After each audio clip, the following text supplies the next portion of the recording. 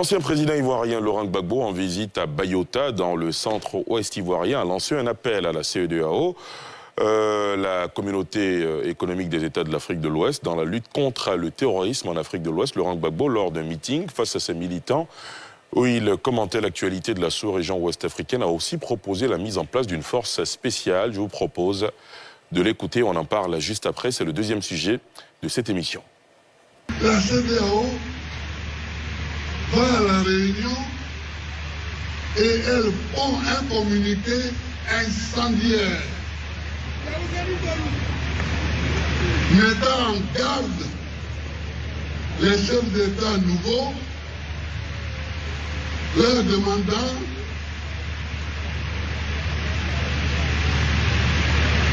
de faire des élections, sinon, je pense que ce n'est pas une bonne chose. Il faut regarder pourquoi il y a un coup d'État et pourquoi les jeunes gens applaudissent ce coup d'État. C'est ça qu'il faut regarder. Aujourd'hui, il y a un problème nouveau en Afrique de l'Ouest et ce problème s'appelle le djihadisme. Et pour lutter contre le djihadisme, je propose à la CEDEAO, en tant qu'organisation multi-État, de créer une brigade antiterroriste et de se mettre en mouvement pour lutter en Côte d'Ivoire, au Burkina, en Guinée, au Mali, au Niger, pour lutter contre le djihadisme. Et une fois qu'on a réglé ce problème, on pourra alors s'occuper d'autres choses. Voilà, messieurs, le président du PPACI, Laurent Gbagbo, qui se prononçait notamment sur plusieurs sujets, entre autres la situation ouest-africaine marquée par les pouvoirs de transition au Mali, au Burkina Faso. Il a estimé que la CEDEAO devrait constituer une force pour lutter contre le terrorisme. Réaction, Serge de Souza? Oui, la question est bien posée parce qu'en fait, c'est l'un des problèmes au niveau de l'Afrique. C'est que les États africains, ou du moins les instruments de coopération, ne sont pas suffisamment forts d'un point de vue militaire pour pouvoir se prendre en charge face à cette montée en puissance du terrorisme. Donc, cette proposition du président Gbagbo, elle est pertinente. Reste à voir comment est-ce que on peut mettre cette force-là en place. On a vu que ECOMOG, par exemple, est une force qui était chargée de pouvoir renforcer la démocratie au sein des différents États. On a vu ce qui s'est passé en Côte d'Ivoire, par exemple. Et donc, dans le cadre du terrorisme, on a vu le G5 Sahel. Mais on peut aller plus loin que cela en essayant, au niveau de la CEDEAO, de pouvoir instaurer cette force-là qui va mobiliser la participation militaire de chaque État à l'effet de pouvoir renforcer les différentes frontières et la lutte qui est menée à l'intérieur. Je pense que c'est l'un des éléments même qui fait la particularité des États européens, notamment l'OTAN, est forte parce que c'est une force européenne, mais qui essaie de lutter pour la protection des États européens membres de l'OTAN et aussi de ses alliés. Voilà. D'accord. Je rappelle que Guillaume Bateau nous a rejoint. Bonsoir Guillaume. Bonsoir Ali. Merci d'avoir accepté notre invitation pour la deuxième partie de cette émission. Merci. Professeur Dion, réaction par rapport à cette sortie de l'ex-président ivoirien? D'accord, je vais faire un peu de théorie. Alors, je pars de ceux qui ont aimé La Fontaine, Jean de La Fontaine comme moi. Ils parlent du jardinier et de son seigneur. C'est-à-dire, c'est un jardinier qui a son grand jardin avec beaucoup de choses là-dedans, et puis qui a un problème avec un lièvre. Alors, ce qu'il fait, c'est d'aller au village, appeler le seigneur pour venir l'aider à se débarrasser du lièvre. Et quand le seigneur vient, il vient avec tous ses serviteurs, il vient avec tous ses chiens, il vient avec toute une armée pour se battre contre le lièvre. Mais quand il arrive, il faut qu'il se nourrisse, il faut qu'il nourrisse tous ceux qui sont venus avec lui. Et il prend tout son temps, il finit pratiquement tout ce qu'il y a à la maison, là. Et puis, c'est 2 jours après, il se décide d'aller à la chasse au lièvre. Et La Fontaine termine en disant que ce que le Seigneur a fait comme dégâts en 2 jours, tous les lièvres de la terre n'auraient pas pu le faire en 100 ans. Et il termine pour dire, quand vous avez des querelles à vider, quand vous êtes des petits, mettez-vous ensemble et réglez vos problèmes. Mais quand vous faites venir des grands pour régler vos problèmes, ça donne ce qu'on a vu au Mali, ça donne ce qu'on est en train de voir au Burkina. C'est pour ça que cette réflexion-là, elle me paraît pertinente, puisqu'il dit, organisons-nous pour éviter qu'on dise demain, les Français sont venus, ils ont fait 2 ans, 3 ans, 10 ans, ils n'ont pas pu nous libérer. C'est eux qui arment les terroristes, comme on l'entend ces derniers jours. Mais pourquoi ces pays africains ne pourraient pas s'organiser, créer une armée pour se battre contre ce fléau qui nous concerne directement? C'est une question qui est en suspens depuis de longues années. On la ne sait pas réflexion pourquoi, est pertinente. Il faut que la CEDEAO creuse cela, mais je pense que c'est une bonne piste. Très bien. Alafé Ouakili. Bon, c'est bon peut-être de donner des idées nouvelles, de participer au débat, mais moi je ne sais pas si la nationalité ou la couleur de peau des militaires étrangers qui sont au Mali, au Burkina, au Niger ou dans d'autres pays, je ne sais pas si leur origine, leur nationalité peut changer quelque chose. C'est-à-dire que l'ONU qui est au Mali, si l'ONU part, qu'on envoie, on enlève la casquette ONU et puis on envoie une force CEDEAO, je ne sais pas ce que ça va changer dans la situation au Mali ou au Burkina, en rappelant qu'il y a déjà près de 1000 Ivoiriens au Mali, il y a des Sénégalais, il y a des Nigériens, il y a le G5 Sahel et il y a des Tchadiens. Donc, je ne sais pas, une force CEDEAO. La CEDEAO veut créer une force anti-coup d'État. Et ces pays-là refusent de plus en plus toute troupe étrangère, c'est-à-dire que ce soit français et peut-être bientôt l'ONU, parce que l'ONU même n'est pas bienvenue au Mali. Je ne sais pas si avec nos suspicions entre nous Africains, si nos soldats CEDEAO anti-djihadisme, anti-terroristes seront les bienvenus à côté de la CEDEAO anti-coup d'État, de la force anti-coup d'État que la CEDEAO elle-même veut créer. On a beaucoup de choses à bâtir au niveau de la sous-région. Il y a aussi la monnaie commune qui doit aller plus loin et faire son chemin. Il y a cette unité-là que nous devons renforcer et je pense qu'il est important de travailler sur ces aspects et ne pas donner l'impression que, parce que des troupes seront ouest-africaines, eux seront habillés en habits CEDEAO, elles seront plus efficaces que ce qui se passe actuellement. Très bien. Retour sur le plateau de NCI 360 et dans la deuxième partie de cette émission, nous évoquons justement cette cérémonie à l'honneur du président Laurent Gbagbo à Bayota, au cours de laquelle il s'est prononcé notamment sur la mise en place d'une force pour lutter contre le terrorisme en Afrique de l'Ouest, en faisant allusion évidemment au Mali et au Burkina Faso. Guillaume Bateau, qui nous a rejoint, réaction? Oui, bon, moi, je suis désolé pour le président, peut-être que ça fait longtemps qu'il n'était pas là. Il y a des initiatives au niveau de la sous-région. Il y a des initiatives. Vous faites référence à quelle initiative? C'est Dakar, la CEDEAO réfléchit, les forces armées, les états-majors sont en contact, et quelqu'un l'a rappelé. Contre le terrorisme, le G5 Sahel, c'est une initiative africaine. C'est vrai que les pays qui sont directement confrontés, c'est eux qui sont mis ensemble. Mais justement, le président Gbagbo, en même temps qu'il dit ça, moi, ce qui me gêne, c'est que dans la suite, il tente d'expliquer, même s'il dit qu'il est contre le coup d'État, mais il tente d'expliquer que oui, il faut se poser la question, pourquoi les populations soutiennent? D'abord, les populations ne soutiennent pas le coup d'État. Ce n'est pas vrai. Parce que j'ai toujours dit, il ne suffit pas de prendre 3 kidam, les mettre dans la rue et dire que la population soutient. La seule façon pour savoir si on soutient un projet, ce sont les élections. Donc, si lui, il se pose des questions même par rapport au coup d'État, mais ce sont les putschistes là justement qui fragilisent aujourd'hui la CEDEAO. Donc, si on veut, encore que je l'ai déjà dit, il y a des initiatives qui sont déjà prises. Mais si on veut vraiment que la CEDEAO soit efficace, il faut qu'on soit tous solidaires, rangés derrière la CEDEAO. Parce que si nous-mêmes, on n'est pas convaincus que la CEDEAO nous est utile, comment on peut demander à la CEDEAO donc d'aller combattre le terrorisme, encore que les initiatives existent déjà? Donc il faut que les leaders politiques africains, ivoiriens notamment, aient un discours clair vis-à-vis des coups d'État. Vis-à-vis des coups d'État. Ce sont les coups d'État qui mettent la CEDEAO en péril et qui mettent nos populations en péril. Et ces coups d'État ne sont pas faits pour arranger les choses, pour nous aider dans ce contexte de lutte contre le terrorisme. Bien au contraire. Vous avez vu, le Mali s'est retiré du CSL, chasser l'ONU, chasser la France. Vous savez que ces opérations ont un coût. Est-ce que nos pays même si aujourd'hui on décide de se mettre ensemble avec la CEDEAO, mais est-ce que nos pays ont suffisamment de moyens pour lutter contre ce terrorisme aveugle, une vraie nébuleuse? Non. Il faut, non seulement c'est vrai que la CEDEAO, l'Union africaine, mais aussi nos partenaires. Le terrorisme est un fléau mondial. Il faut accepter que la réponse soit mondiale. Voilà. Très bien. Evans? Oui, ici, je pense que le président Gbagbo a dit quoi?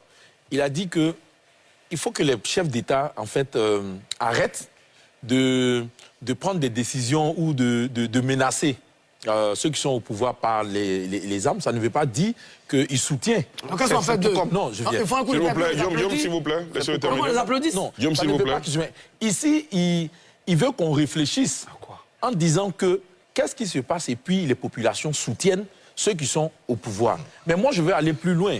Parce que quand il dit que il faut que la CEDEAO s'organise pour avoir une force, c'est déjà bien. Mais pour moi, en fait, c'est le phénomène des djihadistes tel que ça se présente chez nous. Qui est derrière les djihadistes? Est-ce qu'aujourd'hui, il n'est pas temps que... Qui est derrière? Vous avez des révélations à nous faire, peut-être? Tu as vu qui? Non. Guillaume, attention. Guillaume ne me fait pas rire. Mais quand il dit j'ai vu qui, non. Il y a que, si on essaie de comprendre ce qui se passe au Mali, au Niger, il y a que ce phénomène de djihadistes monté dans le noir par certaines forces, aujourd'hui se retrouve être un problème pour l'Afrique, c'est-à-dire que pour ces pays. Mais en même temps, je pense que comme les djihadistes, la plupart du temps, sont eux-mêmes africains, il n'y a qu'une solution africaine, c'est de partir vers eux. Je pense même que c'est ce que le Mali veut faire pour dire que nous-mêmes, on va aller discuter avec eux. J'ai entendu Guillaume dire tout à l'heure qu'on n'a pas les moyens de partir. Donc, il faut qu'on traite avec les partenaires. Je suis tout à fait d'accord, mais pas d'accord qu'on n'a pas les moyens. C'est-à-dire qu'à chaque fois, on reçu les Africains n'ont pas les moyens, les Africains n'ont pas les moyens. Voilà. C'est-à-dire que ce n'est pas que les Africains n'ont pas les moyens, mais c'est qu'il faut qu'on s'organise, nous, Africains, pour aujourd'hui trouver notre solution même à ce phénomène de djihadisme. Parce que à chaque fois, on attend que les autres viennent nous donner une solution. Et partout où il y a le terrorisme en Afrique, on attend que ce soit l'OTAN, on attend... Et souvent, ils utilisent cette histoire même de terrorisme et autres pour régler même des cas politiques. Donc pour moi, aujourd'hui, c'est que les Africains, à un moment donné, que ce soit au niveau de l'Union africaine ou de la CEDEAO, trouvent une solution africaine au problème du terrorisme en Afrique. Il y a beaucoup de non-dits dans ce que vous dites, quand même. Oui, c'est parce que... Vous faites des affirmations sans toucher du doigt les acteurs. Ça fait qu'on ne vous suit pas forcément. Arthur Banga, réaction? Deux choses déjà dans le discours de Laurent Gbagbo ou dans sa prestation. Déjà sur la forme, moi c'est intéressant de voir Laurent Gbagbo bouger. Et depuis qu'il est là, il essaie. Le pays guéri, le pays brillé, le pays attié, et là même à Bayota, c'est bien. Moi je pense qu'on a besoin de le voir pour redynamiser cette troupe. Et ce qu'il fait, c'est intéressant. Quand je compare par exemple à Bédier du PDCI, qui dort à Daoukro et à Abidjan, là il y a plus de dynamisme, et c'est déjà important, dans la forme. Dans le fond, on se rend compte que Laurent Gbagbo n'est pas encore au fait des dossiers, tout au moins. Parce que s'il était au fait des dossiers, il aurait compris que la question d'une force africaine ne se pose même pas à la CEDEAO. Ça, c'est déjà un acquis. Il ouvre une porte qui est largement ouverte jusqu'à la sortie de la maison. Voilà, la question aujourd'hui, c'est de réfléchir à comment je rappelle que la CEDEAO est la première CER à mettre en place une force d'imposition de la paix, qui est l'ECOMOG. À part la CEDEAO, personne n'a ça. Et d'ailleurs, c'est en regardant le monopole de l'ECOMOG que le modèle de l'ECOMOG, que l'Union africaine a mis en place ce qu'on appelle l'APSA, l'architecture de prévention des crises en Afrique. Donc, dans ce lieu-là, la CEDEAO est même plus en avant que tous les autres. Et la CEDEAO essaie de faire mieux. Mais comme l'a dit Guillaume, aujourd'hui, la CEDEAO est fragilisée. Pourquoi? Parce que moi, j'appelle ça un soutien à peine voilé aux putschistes. Parce que venir dire, je suis contre des coups d'État, mais faut non... On ne dit pas non à un putschiste, on lui dit quoi? Tu as bien fait, donc on t'écoute. D'ailleurs, c'est même pas ce que la CEDEAO fait. D'ailleurs, c'est caricaturé quand vous dites que la CEDEAO dit non aux putschistes. C'est le principe, on dit non. Mais toutefois qu'il y a eu un coup d'État, la CEDEAO a discuté avec les putschistes, les Maliens, puisque c'est ces deux qu'on parle, elle a discuté avec eux. La condition première, c'était d'avoir un civil qui dirige la transition. Ils ont violé ça sans que la CEDEAO ne sanctionne. C'est quand ils ont voulu passer de 2 à 5 ans qu'on a dit c'est pas la peine. Donc il ne faut pas aussi en même temps croire que la CEDEAO ne négocie pas, ne discute pas avec les putschistes. Et d'ailleurs, je trouve que cette position n'est pas assez ferme contre les coups d'État. Il faut avoir une position claire, ferme contre les coups d'État. Et à partir de cette fermeté, on pourra après discuter, analyser. Mais quand moi j'appelle ça des soutiens à peine voilés, et je trouve que pour Laurent Gbagbo, c'est pas normal. C'est pas juste pour quelqu'un qui se réclame être démocrate. Guillaume? Oui, je n'ai pas dit qu'on n'a pas les moyens. D'accord. Je n'ai pas dit ça. En plus, on les a Moi, pas. je ne suis pas un artisan du misérabilisme. Ah, d'accord. Non. Je dis, tu l'as dit, je l'ai déjà dit, il y a des initiatives au niveau de la CEDEAO et la CEDEAO, c'est toujours impliqué. Donc, ce n'est pas ça le sujet. Ce que je dis, c'est que même si nous avions des centaines de milliards de dollars, nous ne devons pas nous passer de l'aide, de soutien de nos partenaires. C'est ça que je dis.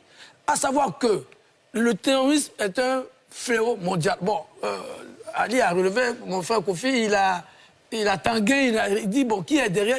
Mais le terrorisme, il frappe partout. Vous voyez que l'un des premiers continents victimes du terrorisme, c'est l'Europe, où il y a eu des attentats pendant plusieurs années. Donc, on ne peut pas dire que oui, bon, aujourd'hui, c'est un fléau mondial. Il faut une réponse mondiale. C'est une erreur que de faire croire que les Africains seuls peuvent faire face au terrorisme international. C'est ce que je dis. Je dis, même si... C'est pas parce que tu as beaucoup d'argent que si ton voisin veut venir t'aider à éteindre un incendie chez toi, tu dois lui dire non. Moi, j'ai suffisamment de bras valises, tu vas le chasser. C'est ce que je dis. Je dis que c'est une erreur de faire croire aux Africains que seuls, parce qu'ils sauraient à la fin un peu poser le problème. Si c'est eux, c'est ça que ça va se régler. Non. Il faut la coopération internationale. Ceux qui peuvent nous aider, qui sont de bonne volonté, il faut les accepter. Et ne pas parler encore de souveraineté dans cette situation, parce que on risque de mourir tous avec nos souverainetés, malheureusement, dans nos chaussettes. Très bien. Monsieur Ouattara nous appelle de Yopougon. Pour lui, il y a de la contradiction dans les propos de l'ex-président ivoirien. Monsieur Ouattara, bonsoir. Bonsoir, monsieur Diarassoua. Quel est votre développement? Allez-y. Oui, en fait, comme je l'étais disant, il y a une contradiction flagrante quand même entre ce que la vidéo qu'il y a vue sur le président Gbagbo, qui trouve que on doit lutter contre le terrorisme. Oui, allez-y, allez-y. Oui, il y a une contradiction flagrante que je disais. Imaginez un peu le Gbagbo de 90 qu'on connaît, qui a toujours défendu qu'il n'est pas d'accord pour les coups d'État. Et puis aujourd'hui, ce M. Gbagbo est en train de faire une vidéo où il soutient encore le coup d'État. On n'a pas cherché à analyser pourquoi les jeunes soutiennent le coup d'État au lieu de chercher. Alors que réellement, quand on voit les djihadistes, c'est carrément un phénomène descendant directement de l'instabilité dans ces différents pays. Je prends le cas canadien du Mali. Les djihadistes ont toujours été au Mali depuis Modibo Keïta. Mais c'est parce que c'est la faveur des différents coups d'État qui a fait que les djihadistes sont descendus. Donc, les coups d'État, c'est plus dangereux que les djihadistes en Afrique. Et je pense que la CEDEAO a bien fait de réfléchir sur l'armée anti-coup d'État que de penser plutôt avoir une idée sur les djihadistes. Le djihadisme, on ne peut pas, comme le frère Guillaume Bateau le disait tout à l'heure, je suis quand même d'accord avec lui, on ne peut pas lutter contre les djihadistes seuls. C'est pas possible. Très bien. Parce que le djihadiste, c'est qui? C'est toi, c'est moi, c'est le voisin d'à côté qui a un boubou, qui a une veste et il a une bombe, on ne sait pas c'est qui.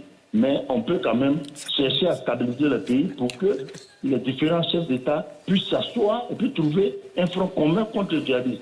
Mais tant qu'aujourd'hui, on prend le cas du Burkina par exemple, Tamiba, qui a fait quelques mois au pouvoir, on est en train de juger, on dit non, il a détourné de l'argent. On suppose que tous les présidents putschistes, ils viennent pour s'enrichir. On vous a bien compris. On vous a bien compris, monsieur Ouattara. Merci beaucoup de nous avoir appelés depuis Yopougon. Serge Patrick de Souza, réaction. Oui, je voudrais dire que, en fait, le discours du président Gbagbo, moi je vois plus c'est un appel. C'est pas qu'il veut inventer une nouvelle approche. Il incite d'ailleurs les acteurs politiques au niveau de la CEDEAO à aller dans ce sens-là. Et c'est une très bonne idée. Moi, c'est comme ça, moi j'ai compris. C'est pas qu'il vient inventer. En ce qui concerne la question des coups d'État. Mais vous voyez, on a vu cette réalité en Côte d'Ivoire à un moment donné où on a vu des chefs, des leaders politiques féliciter la rébellion, le coup d'État. Les discours se disent en faisant ce qui nous arrange. Dans lui-même. Non, le coup d'État. je suis en train de dire, les discours se disent en fonction de ce qui les arrange. Et on a vu ça en Côte d'Ivoire, des leaders politiques qui ont félicité la rébellion, des leaders politiques qui ont félicité le coup d'État de 1999. Et c'est une réalité. Maintenant, la question de fond, c'est que il faille qu'on fasse la différence entre les questions de gouvernance et les questions sécuritaires. Ce ne sont pas le fait du terrorisme qui motive les gens à faire le coup d'État. Moi, je pense que c'est une question de gouvernance. C'est une question de gouvernance. Les deux sont liés un peu. Quels sont les arguments qui sont avancés? Même si après, on dit que c'est une question de coup d'État, mais les arguments qui sont avancés et que ces arguments-là rentrent en conformité avec les aspirations des populations, c'est quoi? Au Mali, c'est quoi? Je viens. Terminé. Le problème du Mali, il y avait un problème au niveau du peuple Touareg qui se plaignait d'une forme d'exclusion. S'il vous plaît, Je monsieur. viens. Terminé, Qui se plaignait d'une forme d'exclusion. Et c'est la révolte sur les différentes manifestations du peuple Touareg qui s'est confondue. En quelle année? Arthur Banga. Est-ce que c'est toi qui es le journaliste d'ici? Arthur Banga, s'il vous plaît. C'est Ali Diassouba qui pose les questions. Terminé. Et donc, ce sont les Touaregs qui ont essayé de manifester leur mécontentement. Et c'est de là qu'est parti le terrorisme dans le nord du Mali. Et c'est pareil, au Burkina, le dernier coup d'État avec Ibrahim Traoré, c'est pas parce que c'est le terrorisme, mais c'est parce que des décisions politiques n'ont pas été prises.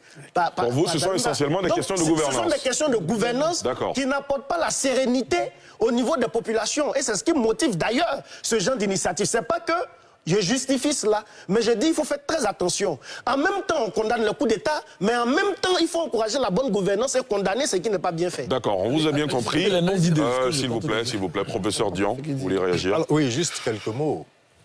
Ce qu'il a peut-être voulu dire, c'est, entre nous, est-ce qu'il viendrait aujourd'hui à l'esprit des soldats français de faire un coup d'État en France? Est-ce qu'il viendrait à l'esprit des soldats américains ou, je ne sais pas, de n'importe quel pays démocratique de faire sortir les chars et d'aller renverser un pont? On a envie de vous répondre inimaginable. C'est parce que les institutions sont tellement fortes et tellement ancrées que ça ne passe même pas dans l'esprit de quelqu'un de vouloir prendre le pouvoir de cette manière-là. Donc, ce qu'il est certainement en train de dire, et qu'il n'a pas dit au goût des uns et des autres, c'est que, par principe, dans le contexte africain, le coup d'État, il faut le condamner, il faut le bannir. Ça n'est pas la meilleure façon d'accéder au pouvoir. Mais ça ne nous empêche pas, sans qu'on apporte notre caution à ceux qui sont là, de nous poser la question de qu'est-ce qui peut décourager un coup d'État dans un État? C'est des institutions fortes, c'est une conscience démocratique ancrée. C'est ça qui fait que le jour où n'importe quel farfelu va décider de prendre le pouvoir, mais il trouvera déjà la forteresse des citoyens devant lui pour lui faire comprendre que cet État-là est passé à une autre étape. Je crois que c'est comme ça que moi j'ai perçu le laïus du président. Très bien. Oui. Guillaume? Oui. Moi, j'ai toujours dit, il faut qu'on soit conséquent. La réponse à la mauvaise gouvernance, ce n'est pas le coup d'État. Je suis désolé. Ils font pire. Les problèmes de gouvernance, on ne les règle pas par des coups d'État. On les règle en sanctionnant ceux qui sont au pouvoir dans les urnes. Donc, il faut qu'on arrête de dire, oui, il y a des problèmes de gouvernance. Bon, Goïta, il rend compte à qui? Ce qu'il fait au Mali, il rend compte à qui? Il a quel mandat? Le jeune Ibrahim Traoré qui est arrivé, il rend compte à qui? Quelqu'un a dit tout à l'heure, son prédécesseur, le colonel Damiba, on dit qu'il a détourné des millions. Ça, c'est la bonne gouvernance? Non, il faut que les Africains arrêtent. Je dis. Et puis aussi, il faut arrêter d'abuser les gens. Aucune population ne soutient les putschistes. C'est pas vrai. Le Burkina Faso, c'est un pays qui a plus de 20 millions d'habitants. Vous croyez que les gens qui étaient à Ouagadougou, qui manifestaient devant la télévision burkinabé, ils étaient combien? Vous pensez qu'ils sont plus de 2000, 3000? Il faut arrêter. On agite les réseaux sociaux, on fait bouger 10, 15 malheureux, et on dit oui, la population soutient. La population ne soutient pas. Au contraire, la population souffre. Aujourd'hui, il est clair qu'au Mali, est-ce que vous pensez que les gens au Mali, ils ont la liberté d'expression? Ils sont contents de la situation qu'ils vivent? Non, ils ne sont pas contents. Donc il faut arrêter de faire croire que les populations suivent. Personne ne suit. Les gens prennent les armes que l'État met à leur disposition pour massacrer les populations et s'imposer au pouvoir. Et ça, il faut le dénoncer. Et on n'a même pas besoin d'explications, de faire des études pour ça. Les putschistes, on doit les condamner. C'est eux qui fragilisent notre sous-région. D'accord. Arthur, Ouais, je terminé. vais rapidement sur cette histoire de gouvernance. Je partage tout à fait. Dans tous les grands pays du monde, il y a des problèmes de gouvernance. Mais ces problèmes de gouvernance, ils doivent justifier ou expliquer à chaque fois des prises de pouvoir par les armes, on recule. C'est pour ça que moi je dis, et quand on est Laurent Gbagbo, quand on est à cette place-là, on a cette stature-là, pour moi, c'est un soutien à peine voilé. Parce que je peux comprendre que Laurent Gbagbo, en recevant ses collègues aussi influents, se disent, les gars, au-delà, mais tu penses vraiment que les présidents de la CEDEAO ne se posent pas cette question-là? Quand ils finissent de faire les déclarations dans lesquelles ils condamnent, on t'a dit qu'ils ne se disent pas, mais quelque part, d'ailleurs, ça se voit par l'attitude de la CEDEAO elle-même. Quand vous prenez le Mali, je vous ai posé la question parce que je pense que vous avez voulu m'expliquer le coup d'État. Vous êtes parti dans les groupes terroristes, on peut remonter, on va pas le refaire. Mais quand vous prenez le Mali, quand c'est arrivé, mais pourquoi la CEDEAO a demandé installons un civil pour gérer la situation? Parce que tout le monde voit bien que le Mali est bloqué. Tout le monde voit bien que depuis un mois, tous les vendredis, c'est la pagaille. Mais quand les putschistes sont arrivés au pouvoir, est-ce que c'est mieux? Dites-moi dans quel point de la situation du Mali on est mieux qu'avant le putsch. Aucun. Aucun. Donc la question, il faut être ferme. Et quand on est Laurent Gbagbo, il faut être très faible. Quand on sent en plus qu'on est un pays qui a souffert du coup d'État. En 89, on dansait dans les rues, les gens dansaient dans les rues. Heureusement que déjà je condamnais, les gens dansaient dans les rues ici. Oui, en Côte d'Ivoire. On n'a pas fait un mois et puis on a commencé à pleurer. Mais quand on passe de ça, on ne va pas venir demander de justifier. C'est bien dans une étude, c'est bien dans la réflexion du comité stratégique du FPI, mais en poste du PPACI. S'il vous plaît, monsieur, s'il vous plaît, Arthur, terminez rapidement. S'il vous plaît, monsieur, s'il vous plaît. Je termine. Non, c'est bien dans ces conditions-là. S'il vous plaît. J'ai compris. Mais quand on est Laurent Gbagbo dans cette tribune, il faut être plutôt ferme vers ces coups d'État pour ne pas créer d'amalgame. Parce que là, il est en train de créer des amalgames. D'accord. Je trouve que c'est antidémocrate. Très bien, messieurs.